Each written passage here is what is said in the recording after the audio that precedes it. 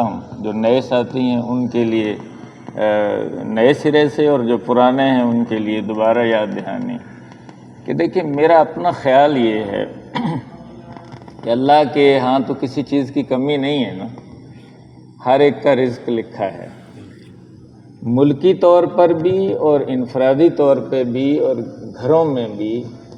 جو ایک بڑی بیماری ہمارے ہاں آئی ہے، یہ ساری تنگیاں اس وجہ سے، یعنی اس وقت اس بات کا ذکر کرنا، اس پر احادیث اور نبی اکرم صلی اللہ علیہ وسلم کی وہ سارا دن ظاہر ہے، ابھی تو قرآن آپ پڑھ رہے ہیں، حدیث پڑھ رہے ہیں، لیکن میں جو بات کہنا چاہتا ہوں یہ بڑی قیمتی بات ہے کہ آج بھی اگر ہم جلدی سونا اور جلدی اٹھنا شروع کر دیں تو نہ ملک پاکستان میں کسی چیز کی کمی ہے، نہ ہمارے گھروں میں کوئی کمی ہے۔ اس پر میں ایک گزارش کرنا چاہتا ہوں۔ دیکھیں دنیا کا یہ رواج ہے کہ آپ کو ملازمت ضرورت ہے، آپ کو کچھ، تو آپ ایک سی وی بناتے ہیں، سی وی بناتے ہیں کہ جی میری یہ صلاحیت ہے، یہ ضرورت ہے۔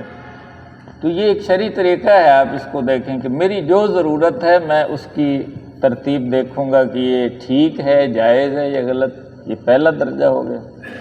پھر طریقہ ہوتا ہے کہ اس کو پراپر دفتر میں جمع کرواتے ہیں۔ تو ہماری ساری ضروریات جو ہے اس کا پراپر دفتر تو ایک ہی ہے۔ کئی دفعہ نوجوانوں سے میں پوچھتا ہوں، کہتے ہیں جی ہم سارا دن فائلیں لے کر گھومتے ہیں لیکن کچھ بنتا نہیں۔ تو ان سے میں کہتا ہوتا ہوں کہ بھئی آپ نے غلط دفتر میں دیا ہوگا، تو اصل دفتر میں نہیں دی ہوگی۔ تو وہ کہتے ہیں نہیں ہم نے تو اصل میں دی ہے، نقل میں نہیں دی۔ تو ان سے میں پوچھتا ہوں کہ آپ نے اللہ کے دربار میں اس کو پیش کیا؟ تو یہ دوسرا ہوتا ہے۔ تیسرا پروٹوکول ہوتا ہے نا، اس میں فائل میں کور شور، اس کے اوپر نام شام لکھتے ہیں جی۔ تو شرعی بھی ایک پروٹوکول ہے، وہ یہ ہے کہ جب بھی کوئی ضرورت ہو تو 2 رکعت حاجت پڑھیں۔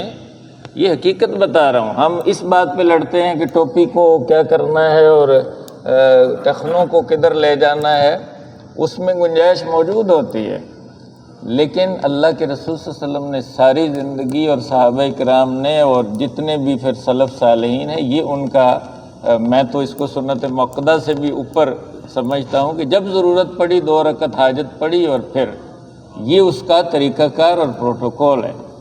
پھر ہم فالو اپ کرتے ہیں پیچھے